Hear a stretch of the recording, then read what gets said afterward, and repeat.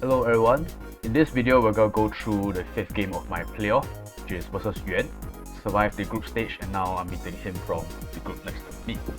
So, taking a look at his track record on playoffs, it's pretty insane I would say, because pretty much has 1-8 and then 1-5-6 in season 10, and beyond that he's at least top 64 and he even made it out of the groups quite a few times. So very formidable opponent right from season 1. I think I've played against him like 2 or 3 times by now in playoffs.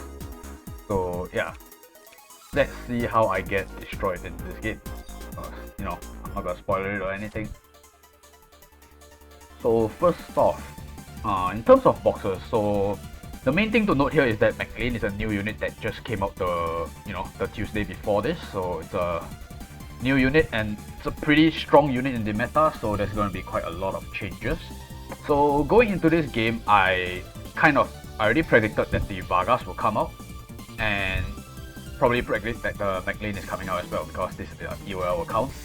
And you know, on my side there's not much changes except for my own McLean, which I put to 4 stars and then sharded to 5 stars with Rainbow Shards. Beyond that, it's like a Hilda CC White, and I kind of tried to play a bit of Assassins because I know the Vargas is coming up, so, and I'm not too keen of banning it because there's just way too much shit to ban if you can't just ban Vargas well. Beyond that, my DPS is mostly the same, so let's look at how the draft plays out. Because on this side he has Archon and then TJS, IBC and Lucretia, so it's pretty typical DPS for trade games I would say. He also has 1 Hilda and 1 CC White with the addition of the Vargas. So first ban Hilda from him, and I reciprocate, take out his Hilda as well, and I start with IBC. You know, starting with Wet Ham is kinda ass because Vargas kind of hard counters Wet Ham unless you play AoE, then you try to ignore guard that way. So with CC White and Vargas on player 2, I'm not too keen to open with Wet Ham, so I start with IBC. Ban of the season.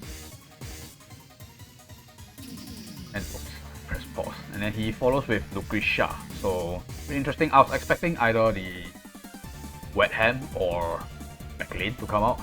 He opens with Lucretia, so it's okay. I think Lucretia in response to the Hilda ban is interesting. So I'm thinking that if he cannot guarantee a tank, he will go Lucretia, and if he can guarantee a tank, he will go Wet Ham, is what I've been seeing from his games so far. Or it could be just like a flavor kind of pick, like depending on the mood. Then I proceed to ban out Wet Ham and IBC, and I go for my own McLean. So, you know, I've played him a little bit in casuals, but I don't have a good grasp of the drafting around this unit yet. And I found him to be really annoying on Sky Map. And I challenged the McLean and he answered as well, which turns out to be one of my demise. Because, I mean, look at it, man. There's just only so many things I can ban. If I ban the McLean, I have to give either Wet Ham or IBC, and that's not easy to fight either. So I ban out the Archon and TJS. I'm not sure if this ban is correct, but okay, I guess I should show this pick first, which is Oboro. McLean, not McLean, but Archon pretty much gets free revive on my water tiles if I put it on his side, so that's something that I don't want to deal with because I don't want to rely on Werner bringing passive block to kill that. And TJS with Lucretia is just kind of annoying with his own McLean as well because it's just long range mages. And so far my idea of using McLean is that you kind of want to give things that have high mobility but lesser range so that you can reduce more of their mobility with your water tiles. So I ban things that can engage from afar. And you know, Archon, because also one thing is that he's not affected by McLean tiles, on top of benefiting from them compared to the other units that he has in his box. So after that, TJS and Die Hard gets banned and he goes Pepsi. So turns out he kind of likes the Pepsi pick a lot. It's okay, it buffs McLean and you know, it's a good late game unit. I ban out the Azusa and the Lost Time. So Lost Time is a bit of hit and run, and Azusa is just it soft checks Oboro in a way. Like you have to go for something else and wait her to kill herself on your revenge kill. So it's kind of annoying. And I thought that the rest of the units might be okay to give compared to the Azusa. And I picked Lost Ham here. So Lost Ham is pretty ass on this map, but I figured that with IBC support it might be okay to play with. I can access the other pillar. And you know, my other option was just going straight for Werner, which was okay, but I kinda wanted something that can bully the Lucretia puppet as well. But you know, it didn't actually work out the way I thought it would. And Werner and CCY gets banned here, so I lose like the mini tank and the best assassin so-called. Goes for Die Hard, so he's just straight up just trying to trade against Oboro, which is one way to do it. Get out Elwin and Sherry, so you know, at this point I have technically 4 assassins, so I just give the tank. And goes for CCY, which is an act again, which, you know, I mean, I guess I could have given Elwin, because Elwin is kind of shit on this map. But because I didn't get CC White, so... and my units aren't that great at killing Elwin, so I was a bit pressured. I think Elwin might have been a better gift than CC White, looking back at it. Because Cherry can pressure him with the double attack. Lost Ham can just stun. It doesn't kill Oboro. You know, I think I was scared of the passive block on lane as well, so can get one shot by Elwin. But yeah, it is what it is. So this Mac Lane plus Oboro draft, I played it a bit in casuals and I found it to be pretty nice, so that's what I went with for this game. Because, you know, new meta, and I didn't have that much time to figure it out because I don't have experience from other servers. So looking at his side, he has Gargoyle's Pepsi, which is notably not affected by McLean Tiles. And he's going for a Black Hole plus 2 attacks to Grisha, McLean with AoE, and then Die Hard with both, CC White with Inspire. On my side, I have this Pirate Raider McLean with AoE, Max Attack IBC Lost Ham with Riposte, Scepter Cherry with Dragoons, and Guro Oboro. So yeah, starting out from first turn, charge with Oboro, you know, we're just setting up. Honestly, I have no clue how to play this McLean versus McLean matchup. And the only idea I have is that the first guy to put his terrain kinda loses out because it will get overwritten by the other guy.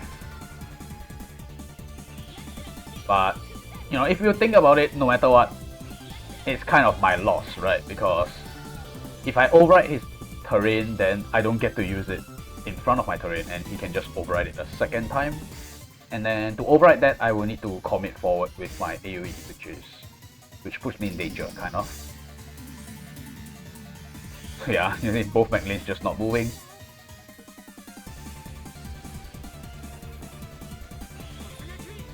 And yeah, I choose to use that as my terrain to try and block out some of the center. So I move Oboro, he breezes Die Hard, and I just start to move back some units. Here his Pepsi comes forward and trades for my Cherry, which I thought at the time it was okay because Pepsi was one of the more threatening units to my Oboro, and my IBC should be able to kill it back no problem. So I thought that trade was okay, which is why I left my Cherry there. And I think it was in range of something else also. Yeah, if I move my Cherry, it will probably go for my Lost Ham, although I'm not sure if it's a kill or not because it's next to an ally on the Sensitive. So not too sure about that. Maybe I should have protected Cherry over Lost Ham because Lost Ham can't get onto this terrain now. It's getting a bit too zoned. So maybe keeping Cherry was better. But in my head at the time, I thought that this was a fine trade, which, you know, in theory it should be okay. Because if I can get like double value out of Lost Ham, then he'll be better than Cherry basically. So I try to stop the advance of his Lucretia, but because he has 2 moves, right? Because he killed my Cherry that hasn't moved. So he gets 2 moves and then his McLean can just override my terrain drop an AoE, and Lucretia just follows it up with the swap. And it still be able to stick in revive range with the black hole, which is pretty devastating. Drops the silence on my McLean and Daniel breezes his own one, which is yikes. So ideally, if I was not silenced, I'll probably try to override the terrain back, which means that he can only at best go for my IBC kill, which at this point is pretty much dead. And you know, I already extended my 3C, my health is very low, so I'm not expecting my IBC to be able to do much anymore. And the terrain also stops and presents another problem in that I cannot override his terrain, which means that my Lost Ham loses access to, you know, most of the map as well. So this game looks kinda hard to come back from, right? So I desperately try to dispel the silence off and heal up a little bit from the senses. He just clicks my Lost Ham. So at this point, it's already looking like Oboro has to do everything. I decided to, you know, go for one more stack because I'm just out of place pretty much. Like, even if I can kill this Lucretia, I'm gonna get counter killed by like a double hit from Diehard and McLean later on because I have to melee the Lucretia, if not I'm gonna get counter killed because that's just a matchup thing. So I try to go for the third stack, and you know, he just push it up slowly. Act against, gets the kill on IBC, stuns my McLean. McLean actually tanks this hit, which is kind of funny. Now, I attempt to transform and use my McLean as a bodyguard so that Diehard and Diehard cannot hit because he already used his skill, so only range attacks from the troops, which doesn't really do damage to Oboro. So I'm hoping I can kill this Lucretia in one hit, and then with the AoE, and then tank the hit from McLean after that, and then maybe Oboro can do something in endgame. But that shall not come to pass as I just get counter killed by this shit. Yeah, that was my Hail Mary. So that's my last hope, to kill this thing in one hit and tank the McLean. Maybe I can find a way back, but I just get counter killed. There's no chance there. So this game is over.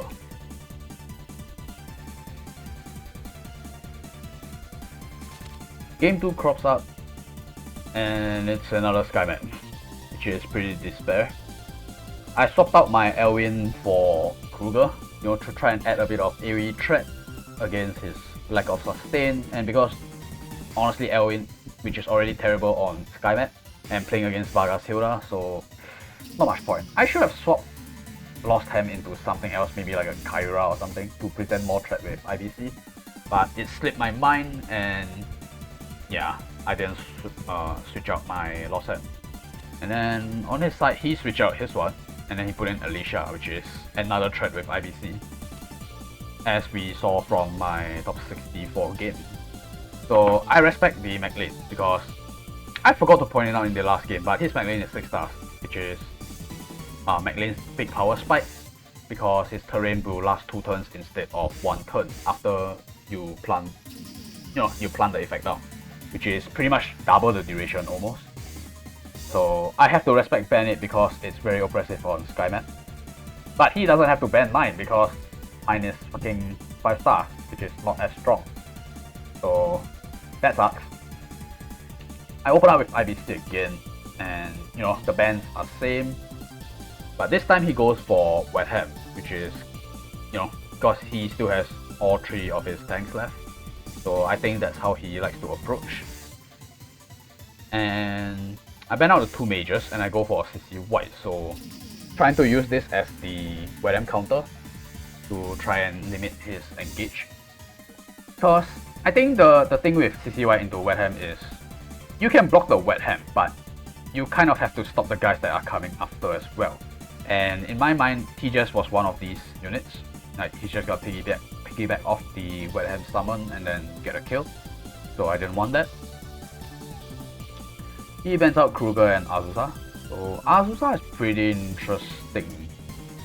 I guess he just doesn't want to deal with the revive because he technically still has a tank in Hilda. So Kruger, Kruger's Skymap is very annoying. Especially on his side, he already lost the McLean, so he has no control over my movement buffed by IBC.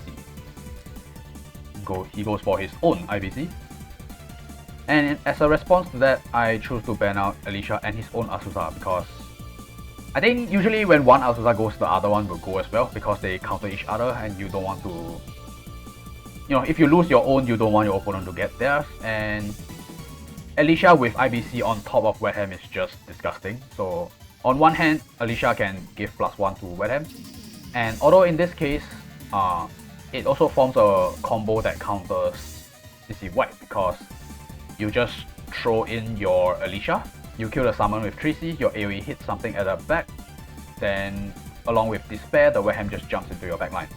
So that's a combo that I cannot afford to give this game. And I just picked Werner at this point. Werner is my longest threat range unit. Like, there's not too much threat on my side. I'm basically forced to play defensive at this point with some of my assassins. And Werner had the longest range, so I took him. And also the best kill range in general. Then I lose my McLean and Oboro, so no more late game shenanigans with the dragons. He goes for Die Hard, which is okay. Like, regular assassin. Then I ban out Pepsi and Cherry. Pepsi with IBC, and I know he likes the Pepsi, so... Cherry is because it's also one of the soft checks to... CC White, because you just kill the summon and run away, and then... You basically don't lose anything for killing that summon, and then his Weham is gonna go crazy. And I pick up the Die Hard, which is... I'm just going by things that have long range, and I'm just going down the list at this point. He picks up the Cavalry Hilda, which is going to turn out to be one of the biggest reasons I dropped this game. And I came back to the draft and looked at it, and I will just discuss this now because I don't want to skip past game 1 and come back to the draft. And I was thinking, like, what could I have given instead of the Hilda? And the answers was basically either T-Jess, Cherry, or Azusa, which all present their own problems in combination with IBC. Because, T-Jess, I have to ban T-Jess at least by 3rd because there's no way I can give T-Jess, Wetham, and IBC because there's too much flexibility with the teleport in combination with the Wetham. Then Azusa, I guess it's okay for now, but I don't really have the means to kill it in one hit unless I force pick the Lost Temp, which is not good on this map anyway. Die Hard can kill something else and stun her, but that's also unreliable. And Cherry basically opens up the CC White vulnerability in my draft for the Wet Hat. So that's not really a good option as well. So in conclusion, we fucking lost. There's just too many things to ban out, and I think I just didn't have the answer for this box in particular. I didn't have a good response to it. So, we'll see why that is in the game later. I ban out Archon and Vargas now, so there's no way I can deal with Vargas behind a Hilda. There's just no way. And then Archon is just a revive unit. Didn't want to deal with it, and I was okay with Elwin because it's also soft checked by CC White. So it's okay for Elwin plus Welp compared to Alicia plus Welp because Alicia does that follow-up AoE, which is really similar with Helena plus Welp, something that you don't want to get. And I thought that Elwin was okay, so yeah, that's how we are here.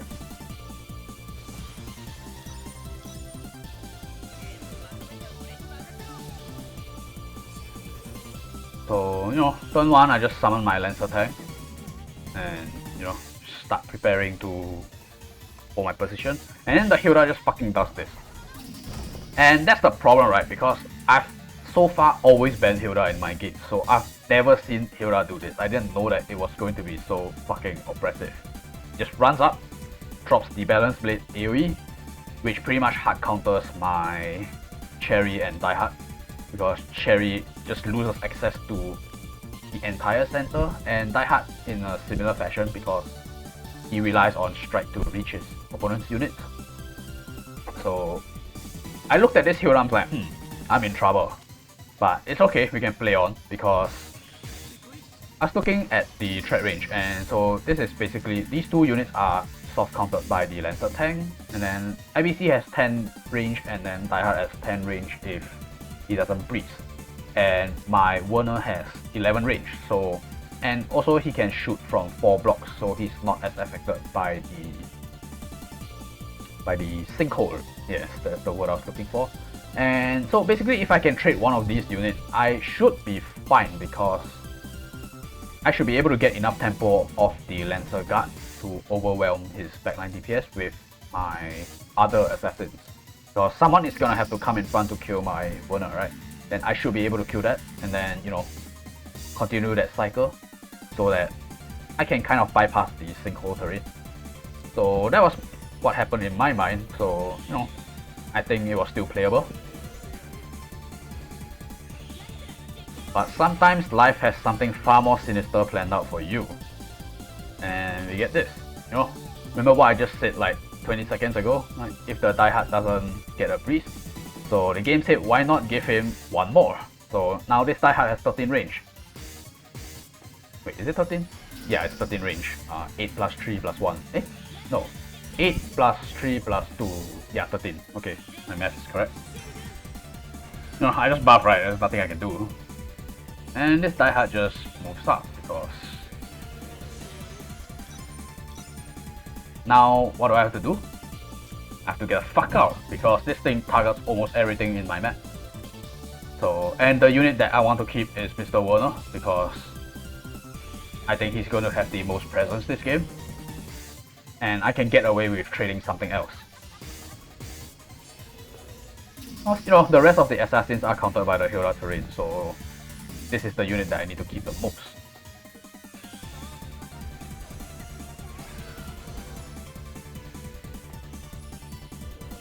And because I run back, now he gets all this space to be able to move into his tank's range. And I cannot claim the range back, because this shit is, you know, this part of the map is pretty much permanently his already at this point. So yeah, anything up to here.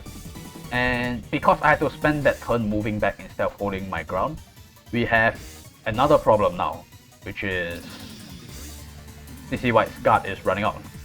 And I have a lot of units, and I'm already sticking to the pop. So at this point, I'm pretty sure I was very low on timer. I think there was a better way to position this. But you know, starting from before my Werner moved.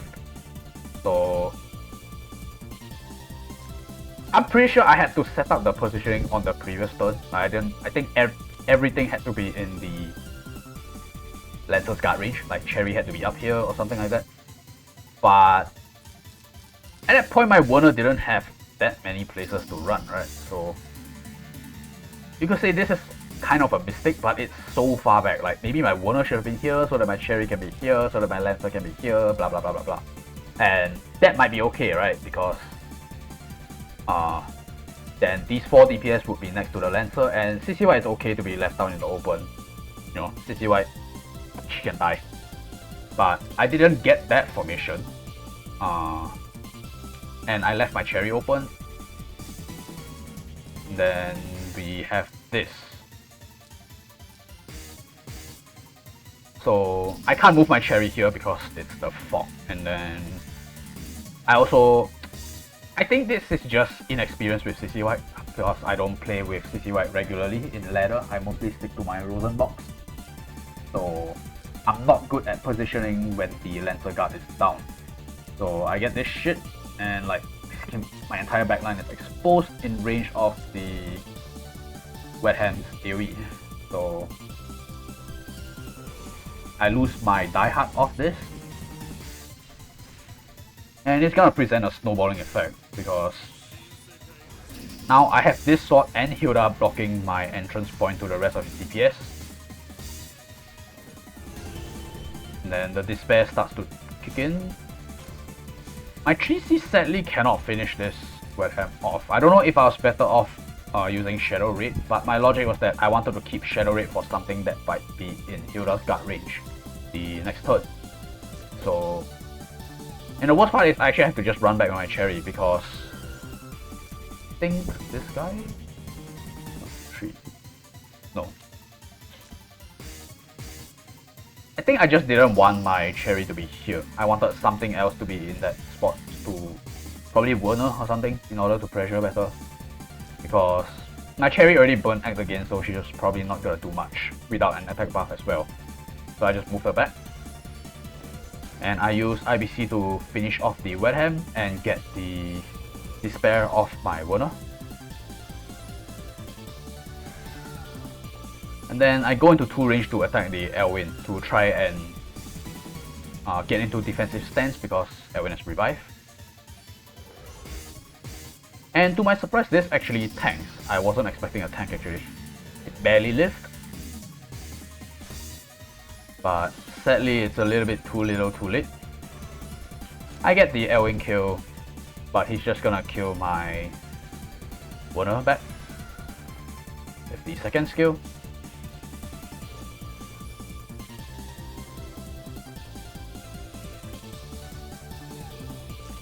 And I didn't immediately throw my cherry in because I know I will immediately lose to Die Hard because I don't have... That's my last assassin, so these 2 units cannot get past a Royal Cavalry Hilda, I'm pretty sure, before the Die Hard gets his shit back up. And on top of that, Die Hard is a hard counter to CC White with Lantern Summons anyway, because he just kills the summon with the range attack and he just perma-stuns you. So I'm just trying to cling on to dear life and I just get blocked out. I'm forced to use Shadow Raid on this shit so that I can try to move out, but the Die Hard just walks back in and claims my cherry anyway. Actually no, it doesn't, he goes for IBC. But it doesn't matter, I already used my Shadow Raid, I can't get out.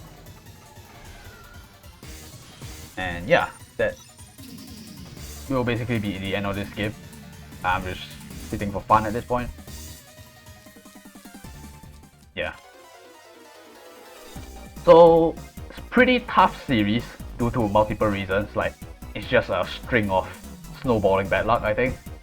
Like first off is having to play against McLean, which is going to be a very high tier threat in the following seasons even.